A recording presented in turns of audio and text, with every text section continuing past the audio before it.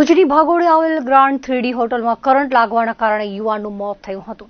B division police સ્ટેશનેથી મળેલી વિગતો મુજબ મૂળ ઉત્તર પ્રદેશના હાલે કેમ્પ એરિયામાં રહેતા વિનોદ યાદવ હોટલમાં વેલ્ડિંગ કામ કરતા હતા। એ દરમિયાન કરંટ લાગતા સારવાર માટે જીકે જનરલ હોસ્પિટલ ખસેડાયા હતા, જ્યાં ફરજ પરના તબીબે મૃત જાહેર કર્યા હતા। બનાવ અંગે બી ડિવિઝન પોલીસે અકસ્માત મોતની નોંધ દાખલ કરી તપાસ હાથ ધરી છે। તો બીજી તરફ માનકુવા નજીક ટ્રિપલ અકસ્માતમાં 2 લોકોના મોત થયા હતા। આ અંગેની વિગતો મુજબ માનકુવા નજીક બનાવ બન્યો હતો। સામત્રાથી પ્રવાસીઓને લઈને જતા છકડાને પાછળથી આવતા આઈસ ટેમ્પો એ ટક્કર મારી હતી અને છકડો રોંગ સાઈડમાં સામે આવી રહેલી ટ્રક સાથે ભટકાયો હતો, જેમાં ગંભીર ઇજાઓ થવાના કારણે નખત્રાણાના વિશાલ વાળંદ અને નાગિયારી ગામના અબ્દુરમાન બાફરનું મોત થયું હતું।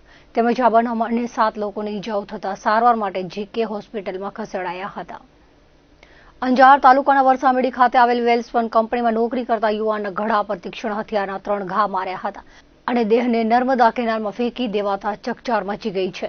મૃતકની ગત રાત્રિના સમયે હત્યા કરવામાં આવી હતી। હતભાગી 32 વર્ષીય રાહુલ કુમાર રાકેશ કુમાર ગૌડ વરસામેડીની ગુરુકૃપા સોસાયટીમાં ભાડાના મકાનમાં પત્ની અને 2 દીકરી સાથે રહેતો હતો। તે વેલ્સપન કંપનીમાં નોકરી કરતો હતો। રાત્રે તે નોકરીએથી બજારમાં સામાન ખરીદવા ગયો હોવાનું પત્નીને કહ્યું હતું, પરંતુ ઘરે આવ્યો ન હતો। શોધખોળ બાદ બીજા દિવસે હરિહરનગર પાછળ આવેલ કેનાલમાંથી લાશ મળી આવી હતી। બનાવ અંગે તેની પત્ની પૂજાબેને અજાણ્યા ઈસમ સામે હત્યાની ફરિયાદ નોંધાવી હતી। અંજાર પોલીસે અજાણ્યા હત્યારાઓની શોધખોળ હાથ ધરી છે। વન વિભાગની મંજૂરી વગર કોલસા પાડવા પર પ્રતિબંધ હોવા છતાં પશ્ચિમ કચ્છના 4 તાલુકામાં કોલસાનો કાળો બાર ધમધમી રહ્યો છે। વન વિભાગમાંથી પ્રાપ્ત માહિતી અનુસાર છેલ્લા 2 વર્ષમાં અબડાસા તાલુકામાંથી સૌથી વધુ કોલસો પકડવામાં આવ્યો છે। કચ્છના ગાંડા બાવળ સહિતના વૃક્ષોને મંજૂરી વિના કાપી કોલસો પાડવા પર પ્રતિબંધ છે। વન વિભાગના વર્ષ 2012ના ઠરાવ મુજબ જાહેર કે ખાનગી માલિકીની જમીન પર ઉગેલા ગાંડા બાવળ કે અન્ય વૃક્ષોનું છેદન કરી કોલસો પાડવા માટે વન વિભાગની પૂર્વ મંજૂરી અનિવાર્ય છે। તેમ છતાં પશ્ચિમ કચ્છના અબડાસા, ભુજ, નખત્રાણા અને માંડવી તાલુકામાં ગેરકાયદે કોલસો પાડવાની પ્રવૃત્તિ ફૂલી ફાલી છે।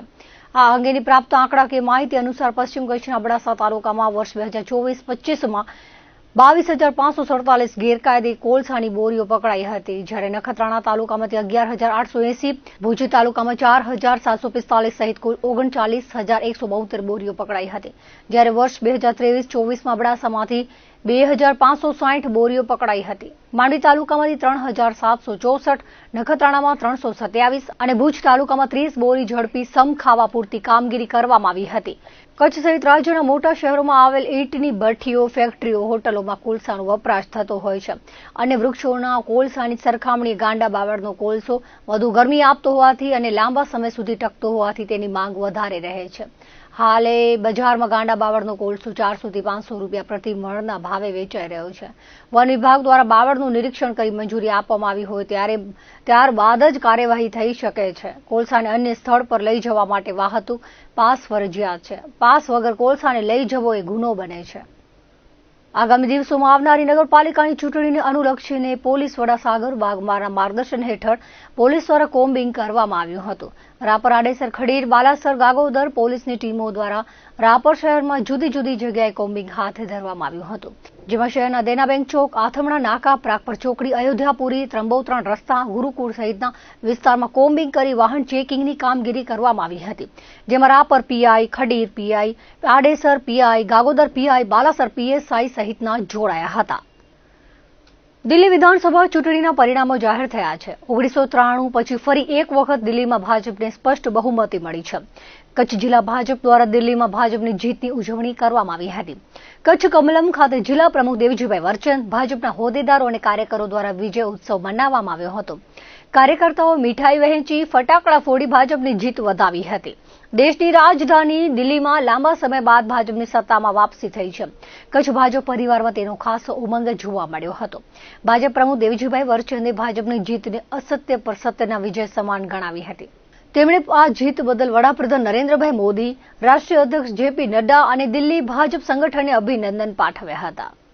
આજે દિલ્હીમાં ભારતીય જનતા પાર્ટીના ભવ્ય વિજય બદલ આખા દેશમાં આજે જ્યારે ખુશીનો માહોલ છે, ત્યારે ભારતીય જનતા પાર્ટી દ્વારા બધા જ જગ્યાએ આ પ્રકારના ફટાકડા ફોડી મીઠાઈ ખવડાવી અને જે પ્રકારે દિલ્હીનું વિજય થયો છે એને વધાવવા માટે સૌ કાર્યકર્તાઓ મળ્યા છે. ત્યારે સમગ્ર દેશમાં આજે જ્યારે નરેન્દ્રભાઈના નેતૃત્વમાં નરેન્દ્રભાઈની કામગીરીને કારણે જે પ્રકારે સન્માનીય વડાપ્રધાને કામ કર્યું છે એને લઈને આજે 27 વર્ષ પછી ભારતીય જનતા પાર્ટી દિલ્હીમાં ફરી સત્તા પર આવી છે. ત્યારે અમને સૌને ગૌરવ છે.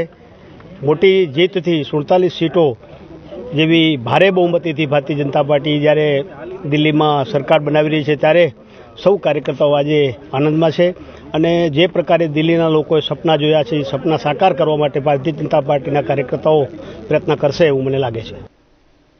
જિલ્લા મથક ભુજમાં આવેલ કચ્છ મહિલા કલ્યાણ કેન્દ્ર નિરાધાર મહિલાઓ અને અનાથ બાલિકાઓ માટે ખૂબ પ્રેરણાદાયક કાર્ય કરે છે. દીનદયાળ પોર્ટ ટ્રસ્ટ પણ પોતાના સામાજિક ઉત્તરદાયિત્વના ભાગરૂપે મહિલાઓ માટે કલ્યાણકારી પ્રવૃત્તિઓ કરે છે. ત્યારે ભુજના મહિલા કલ્યાણ કેન્દ્ર ખાતે ડીપીએના CSR ફંડમાંથી 52 લાખના માતબર ખર્ચે ભોજનાલય અને સ્ટોરરૂમ બનાવવામાં આવ્યા છે. સંસ્થાની પ્રવૃત્તિમાં ડીપીએ પ્રશાસન સદૈવ સક્રિય સહયોગી રહેશે તેવું ડીપીએના ચેરમેન સુશીલ કુમાર સિંઘના ધર્મપત્ની નિશા સિંઘે આજે મહિલા કલ્યાણ કેન્દ્ર ખાતે નવનિર્મિત સુવિધાઓના લોકાર્પણ પ્રસંગે જણાવ્યું હતું. ભુજના મહિલા કલ્યાણ કેન્દ્ર ખાતે આજે દીનદયાળ પોર્ટ ટ્રસ્ટ કંડલા દ્વારા CSR ફંડમાંથી ₹52 લાખના ખર્ચે બનાવવામાં આવેલ ભોજનાલય કિચન સ્ટોરરૂમનું ઉદ્ઘાટન ડીપીએના ચેરમેન સુશીલ કુમાર સિંઘના અર્ધાંગીની નિશા સિંઘ અને ભુજના ધારાસભ્ય કેશુભાઈ પટેલના હસ્તે કરાયું હતું. કાર્યક્રમના પ્રારંભે નિશા સિંઘ સહિતના ઉપસ્થિત અતિથિઓના હસ્તે દીપ પ્રાગટ્ય કરાયું હતું. કચ્છ મહિલા કલ્યાણ કેન્દ્ર વતી મહાનુભાવોનું પુષ્પગુચ્છ સાથે પ્રસંગોચિત સ્વાગત કરાયું હતું. પોતાના પ્રાસંગિક ઉદબોધનમાં ડીપીએ ચેરમેન સુશીલ કુમાર સિંઘના પ્રતિનિધિ તરીકે ઉપસ્થિત નિશા સિંઘે કચ્છ મહિલા કલ્યાણ કેન્દ્ર પ્રવૃત્તિની સરાહના કરી હતી. આ પ્રકારના કેન્દ્ર મહિલાઓની સુરક્ષા, નિરાધાર અને અનાથ બાળકીઓ માટે ઘર સમાન હોવાની લાગણી વ્યક્ત કરી હતી. તેમણે સંસ્થાની સેવાકીય પ્રવૃત્તિમાં ડીપીએ પ્રશાસનના સહયોગની ખાતરી આપી હતી. ડીપીએનું CSR ફંડ ખૂબ સારી પ્રવૃત્તિ માટે ઉપયોગમાં લેવાયાની ખુશી વ્યક્ત કરી હતી. ભુજના ધારાસભ્ય કેશુભાઈ પટેલે કચ્છ મહિલા કલ્યાણ કેન્દ્રમાં ઊભી કરાયેલ ભોજનાલય કિચન સહિતની નવી સુવિધાઓ માટે ડીપીએ દ્વારા મળેલ સહકારની સરાહના કરી હતી. અનાથ બાળકીઓ અને નિરાધાર બહેનો માટે કચ્છ કલ્યાણ સંઘની પ્રવૃત્તિ પ્રેરણાદાયક ગણાવી હતી અને સંસ્થાને તમામ જરૂરી સહયોગ પૂરો પાડવાની ખાતરી આપી હતી.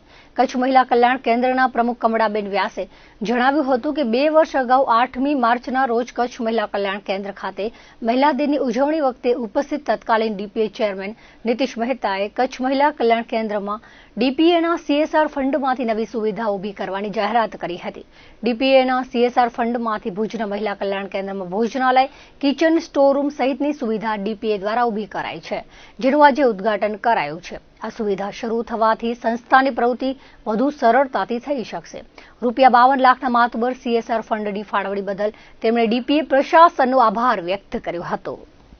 આજે શ્રી કચ્છ મહિલા કલ્યાણ કેન્દ્રમાં Kandla port trust, Deendayal trust જે કંડલામાં જે CSR ફંડ હોય છે એનો 8મી માર્ચ 2 વર્ષ પહેલાં જ્યારે ચેરમેન શ્રી મિસિસ મહેતા જ્યારે અહીંયા મહિલા દિનનો પ્રોગ્રામ કરેલો ત્યારે અમારી જે જરૂરિયાત હતી એ એમની કને અમે રજૂઆત કરતા એમના કનેથી એ રજૂઆતનું અમને સરસ એ લોકોએ બાંધકામ કરી આપ્યું છે. ભોજનાલય, કિચન અથવા અને 4 બીજા રૂમો અને આજે એનું નીતુબેન સિંઘના હસ્તે અને માનનીય શ્રી ધારાસભ્ય શ્રી કેશુભાઈ પટેલના હસ્તે આજે આ સંસ્થામાં નવું ભોજનાલયનું લોકાર્પણ થઈ રહ્યું છે અને આજે અમને એકદમ ખુશી છે કે કદાચ પહેલું CSR ફંડ હશે કે જેમાંથી કચ્છમાંથી પહેલા CSR ફંડમાંથી મહિલા કલ્યાણ કેન્દ્રને આ દાન મળેલું છે. એ માટે અમે અમારા ટ્રસ્ટ તથા કચ્છ મહિલા કલ્યાણ કેન્દ્ર વતી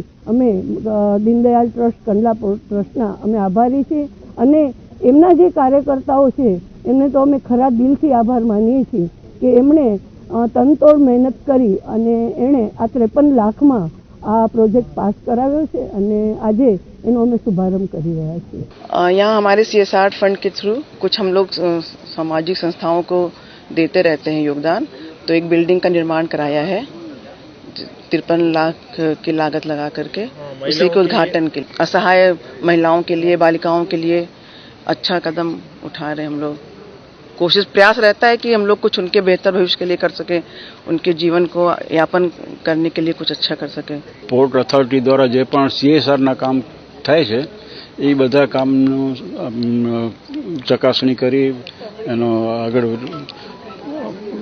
એનો ઇમ્પ્લિમેન્ટેશન કેવી રીતે થાય એ બધું નક્કી કરીને કાર્ય આગળ વધારીએ છીએ. અમે બધા CSR સેલને મળીને સેલનો હું ટીમ લીડર છું અને અત્યારે CSR તરફથી અમે ઘણા બધા સારા કામો કરી રહ્યા છીએ. જે આપની જાણ બતાવી દઉં કે એક તો એન્વાયરમેન્ટ માટે અમે સોલર પેનલ ટ્રી પ્લાન્ટેશન બહુ મોટા પાયે લીધું છે હાથમાં. વુમન એમ્પાવરમેન્ટ માટે અમે એક સેન્ટર ચાલુ કરવા જઈ રહ્યા છીએ. ખાસ વુમન એમ્પાવરમેન્ટ માટેનું અલગથી સેન્ટર એક એ ચાલુ કરવા જઈ રહ્યા છીએ. એના માટે MOU સાઇન કરવા આ અઠવાડિયામાં સાઇન થશે. એ સિવાય સ્કિલ ડેવલપમેન્ટ, જે રોજગારી મળે આપણા યુથને, આપણા યુવાનોને, એના માટે અમે ઘણા પ્રોગ્રામ ચલાવીએ છીએ અત્યારે. કચ્છ સહિત રાજ્યભરની RTO કચેરીમાં ઘર બેઠા ટેસ્ટ આપીને લર્નિંગ લાયસન્સ મેળવી શકાય તેવું આયોજન ગોઠવાઈ રહ્યું છે. ઓનલાઈન સુવિધા સાથે ફરી એક વખત લર્નિંગ લાયસન્સ ટેસ્ટ RTO કચેરીમાં લેવાય તેનો તકતો ગોઠવાઈ રહ્યો છે. ભુજની RTO કચેરીમાં કોમ્પ્યુટર સહિતના સેટઅપ તૈયાર થયા છે. ત્યારે પ્રાદેશિક કમિશનર કચેરીએથી સત્તાવાર આદેશ થતા લર્નિંગ ટેસ્ટ સુવિધા ફરી RTOમાં શરૂ થઈ જશે. સાથે જ ITI અને પોલિટેકનિકમાં ચાલતા લર્નિંગ લાયસન્સ સેન્ટરોને તાળા લાગી જશે. આ અંગેની પ્રાપ્ત વિગતો મુજબ છેલ્લા કેટલાક વર્ષોથી લર્નિંગ લાયસન્સ માટે ITIમાં સેન્ટરો ચાલી રહ્યા છે. કચ્છમાં ITI અને પોલિટેકનિકમાં ચાલતા લર્નિંગ લાયસન્સ સેન્ટરો પર આગામી દિવસોમાં તાળા મારવાની તૈયારીઓ ચાલી રહી છે. ઓનલાઈન સુવિધા સાથે લર્નિંગ લાયસન્સ ટેસ્ટની હવે RTO કચેરીમાં ઘર વાપસી થશે. કચ્છ સહિત રાજ્યભરની RTOમાં ઘર બેઠા ટેસ્ટ આપી લર્નિંગ લાયસન્સ મેળવી શકાય તેવું આયોજન કરાઈ રહ્યું છે. RTO તંત્ર હવે ઘર બેઠા અરજદારોને લર્નિંગ લાયસન્સ ટેસ્ટની સુવિધા આપવાની દિશામાં આગળ વધી રહ્યું છે. ઓનલાઈન સાથે RTO કચેરી ખાતે પણ ટેસ્ટ આપવાની સુવિધા ફરીથી શરૂ થશે, જેથી ઘર બેઠા ટેસ્ટ આપવા ન માંગતા અરજદારોને RTO ખાતે આવવાનું રહેશે. પશ્ચિમ કચ્છ RTOએ વિગત આપતા જણાવ્યું હતું કે પ્રાદેશિક કચેરી દ્વારા ભુજ RTO કચેરી ખાતે લર્નિંગ ટેસ્ટ માટે કોમ્પ્યુટર સહિતના સેટઅપ તૈયાર કરી લેવામાં આવ્યા છે. હાલે લર્નિંગ ટેસ્ટની નવી સિસ્ટમને અનુરૂપ જરૂરી ટ્રાયલો ચાલી રહી છે. સિસ્ટમનું ટેસ્ટિંગ પૂર્ણ થયા બાદ પ્રાદેશિક કમિશનરનો આદેશ થતા તરત જ ભુજની RTO કચેરી ખાતે ઓનલાઈન સુવિધા સાથે લર્નિંગ ટેસ્ટ શરૂ કરવામાં આવશે તેવું તેમણે વધુમાં ઉમેર્યું હતું. RTO દ્વારા લાગુ થનારી લર્નિંગ લાયસન્સની નવી સિસ્ટમમાં અરજદારો ઘર બેઠા કે RTO કચેરી ખાતે ટેસ્ટ આપવાનો વિકલ્પ પસંદ કરી શકશે. અરજદારને 15 પ્રશ્નો પૈકી 9 પ્રશ્નોના જવાબ સાચા આપવાના રહેશે. 9 કે તેથી વધુ સાચા જવાબ આપનાર પાસ ગણાશે. જો કે ઘર બેઠા ઓનલાઈન ટેસ્ટની પ્રક્રિયામાં અરજદાર કોઈ ગેરરીતિ આચરી કે કોઈની મદદ મેળવી જવાબો ન આપે તે સુનિશ્ચિત કરવું પડકારજનક રહેશે. ભુજની ભાગોળે આવેલા માધાપર જૂનાવાસ ગામના રહેવાસીઓ ગ્રામ પંચાયતના કથળેલા વહીવટથી પરેશાન થયા છે. ગામના જૂનાવાસના વિવિધ વિસ્તારોમાં રોડ, રસ્તા, સફાઈ, ગટર સહિતના પ્રશ્નો સરદર્દ સમાન બન્યા છે. ગ્રામ પંચાયતના સત્તાધીશો સમક્ષ વારંવાર કરવામાં આવેલી રજૂઆતો છતાં પરિસ્થિતિમાં સુધાર ન થતા ગ્રામજનોએ હવે સરપંચના રાજીનામાની માંગણી કરી છે. અહીંના લોકો માટે જરૂરિયાતવાળા મૂળભૂત કામો, ગટર, સફાઈ, રોડ, લાઇટ, પાણી બાબતે ગ્રામજનો પંચાયતના સભ્યો રજૂઆત કરે છે. ત્યારે સત્તાધીશો સીધા જવાબ આપવાના બદલે ખોટી ધમકીઓ આપતા હોવાની ફરિયાદ માધાપર મહેશ્વરી સમાજના મહામંત્રી શ્યામજી મહેશ્વરીએ કરી હતી. આ અંગેની લેખિત મૌખિક રજૂઆતો ગામ લોકોની સાથે પંચાયતના સભ્યોએ જિલ્લા કલેક્ટર, DDO અને TDO સમક્ષ કરી છે. તેનું મન દુઃખ રાખી અમુક લોકો પર એટ્રોસિટી એક્ટ હેઠળ અરજી તેમના દ્વારા કરવામાં આવી છે તેવો આક્ષેપ કર્યો હતો. પંચાયત સત્તાધીશોની સામે ફરિયાદ 2 મહિના પહેલા માધાપર પોલીસ ચોપડે નોંધાવવામાં આવી છે, છતાં તેમની ધરપકડ કરાઈ નથી. જે અંગે ગામના અગ્રણીઓ દ્વારા માધાપર પોલીસ સ્ટેશન પર રજૂઆત કરી સત્વરે કાર્યવાહી કરવા માંગ કરી હતી. આ રજૂઆત વેળાએ પ્રમુખ, ઉપપ્રમુખ, મહામંત્રી, ખજાનચી તેમજ સમાજના લોકો સાથે રહ્યા હતા. આખા ગામની પરિસ્થિતિ જેને કહેવાય કે પડી ભાંગી છે અને મૂળભૂત જરૂરિયાત, જે જીવન જરૂરિયાત પ્રશ્નો હોય, જેવી રીતે કે પાણીના પ્રશ્નો હોય, ગટરના પ્રશ્નો હોય, રોડ રસ્તા, સાફ સફાઈ, એમાં કોઈ પણ પ્રકારમાં કામો થતા નથી. અને ગામના લોકો, મૈસુરી સમાજ નહીં પણ હું એમ કહીશ કે સંપૂર્ણ જૂનાવાસના ગ્રામજનોની અવારનવાર રજૂઆતો હોય છે અને પંચાયતના સદસ્યો પણ અવારનવાર મૌખિકમાં અને લેખિતમાં રજૂઆતો કરેલ છે, પણ સરપંચ ક્યારેય પણ પંચાયતમાં હાજર હોતા નથી. અને તમામ સરપંચનો વહીવટ એમના પતિ દ્વારા ચલાવવામાં આવે છે, જે ગેરબંધારણીય અને ગેરવાજબી છે. અને જ્યારે પણ ગ્રામજનો અને મહિલાઓ પાણીના પ્રશ્નો બાબતમાં જ્યારે એ લોકોને રૂબરૂમાં જાય છે ત્યારે સરપંચ પતિ એમને મહિલાઓની એક જે ગરિમા હોય, મહિલાઓનું જે માન સન્માન હોય અને એમની સાથે જે વાત કરવી જોઈએ એનાથી ઉલટું મહિલાઓને અપમાનિત કરે છે અને ત્યાંથી તડછોડીને ભગાડી મૂકે છે. બેટી બચાવો બેટી પઢાઓના નરેન્દ્ર મોદીના સૂત્રને ખરા અર્થમાં ભુજની 10 વર્ષીય નાની બાળા અંતરા આનંદકુમાર ભટ્ટ બખૂબીથી ચરિતાર્થ કરાવ્યું છે. શાસ્ત્રીય નૃત્ય અને સુગમ સંગીત ક્ષેત્રમાં ઉત્તરોત્તર કચ્છની યશકલગીમાં વધુને વધુ મોરપીંછ ઉમેરતી રહે છે. ભુજ એરફોર્સ સ્કૂલમાં ધોરણ 5માં અભ્યાસ કરતી અંતરા ભટ્ટ તાજેતરમાં જે ગાંધીનગર ખાતે અભિનય ડાન્સ એકેડમીના ઉપક્રમે યોજાયેલી નેશનલ લેવલની શાસ્ત્રીય નૃત્ય સ્પર્ધામાં કચ્છમાંથી એકમાત્ર સ્પર્ધક તરીકે ભાગ લીધો હતો અને દેશભરના વિવિધ રાજ્યોમાંથી આવેલા સ્પર્ધકોને જુનિયર કેટેગરી 9 થી 14 વર્ષની વય જૂથમાં પાછળ છોડી હતી અને પ્રથમ સ્થાન પ્રાપ્ત કરી એરફોર્સ સ્કૂલ ભુજ ભટ્ટ પરિવાર તેમજ કચ્છનું ગૌરવ વધાર્યું છે. દેશભરના પ્રતિભાશાળી ક્લાસિક નૃત્યકારોને સારું મંચ ઉપલબ્ધ કરાવવાના ઉદ્દેશ્યથી રાજ્યના પાટનગર ગાંધીનગર ખાતે તાજેતરમાં નેશનલ લેવલની ડાન્સ કોમ્પિટિશન યોજાઈ હતી, જેમાં વિવિધ જિલ્લાઓમાંથી અંદાજિત 250 થી વધુ સ્પર્ધકોએ પરફોર્મન્સ રજૂ કર્યા હતા. આ રાષ્ટ્રીય સ્તરની સ્પર્ધામાં ભારતનાટ્યમ, કથક, ઓડિસી, કુચીપુડી, મોહિની અટ્ટમ, સતરિયા, મણિપુરી અને ઇન્ડિયન ક્લાસિક ડાન્સનો સમાવેશ કરવામાં આવ્યો હતો, જેમાં ભુજની અંતરા ભટ્ટે ભરતનાટ્યમમાં જુનિયર કેટેગરીમાં મહિષાસુર મર્દિની સ્ત્રોતમ અયગિરી નંદિની રજૂ કર્યું હતું અને ઉપસ્થિત સૌને પોતાની પ્રતિભાથી મંત્રમુગ્ધ કરી દીધા હતા અને પ્રથમ નંબરે વિજેતા જાહેર થઈ હતી. અંતરા ભટ્ટને ઉપસ્થિત મહાનુભાવોના હસ્તે નેશનલ એવોર્ડ ટ્રોફી તેમજ સર્ટિફિકેટ આપીને સન્માનિત કરવામાં આવ્યા હતા. અંતરા શાસ્ત્રીય નૃત્યનું પદ્ધતિસરનું જ્ઞાન નુપુર એકેડમીના વૈશાલીબેન સોલંકી પાસેથી પ્રાપ્ત કરી રહી છે. ઉલ્લેખનીય છે કે કચ્છના શાસ્ત્રીય નૃત્ય ક્ષેત્રે અંતરા ભટ્ટ એક નવો ઉભરતો સિતારો બની રહ્યો હોય તેમ નાની વયે વિવિધ સ્પર્ધાઓમાં પોતાનું કચ્છી ખમીર હીર ઝળકાવી અને સિદ્ધિઓ હાંસલ કરી રહી છે. આ પહેલા અંતરાએ પૂના ખાતે અખિલ ભારતીય સાંસ્કૃતિક સંઘ યુનેસ્કો એફિલિએટેડ તેમજ અયોધ્યા મધ્યે આયોજિત રાષ્ટ્રીય કક્ષાની ભરતનાટ્યમ સ્પર્ધામાં અનુક્રમે 4 અને 3 નેશનલ એવોર્ડ હાંસલ કર્યા છે અને કચ્છને અનેરું ગૌરવ અપાવ્યું હતું.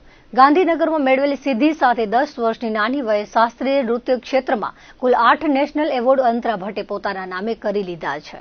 એટલું જ નહીં, સંગીત ક્ષેત્રમાં પણ શાળાકીય રાજ્ય, ઝોન, જિલ્લા, તાલુકા કક્ષાની કલા મહાકુંભ તેમજ જિલ્લા બાળ પ્રતિભા શોધ સ્પર્ધામાં છેલ્લા 3 વર્ષથી 1 થી તૃતીય નંબર હાંસલ કરી વિવિધ સ્પર્ધાઓ સંગીત ક્ષેત્રે કચ્છનું હીર ઝળકાવી ચૂકી છે. ઉપરાંત રાષ્ટ્રીય ટીવી ચેનલ GTV પર પ્રસારિત થનાર ઇન્ડિયા ટેલેન્ટ વોરના થિયેટર ગ્રાઉન્ડ તથા સોની ટીવી પર આવતા સુપરસ્ટાર સિંગર સિઝન 3માં જજીસ રાઉન્ડ સુધી પસંદગી થઈ ચૂકી છે. અંતરા ભટ્ટે મેળવેલી વધુ એક સિદ્ધિ બદલ તેના પર ઠેર ઠેરથી અભિનંદન વર્ષા થઈ રહી છે.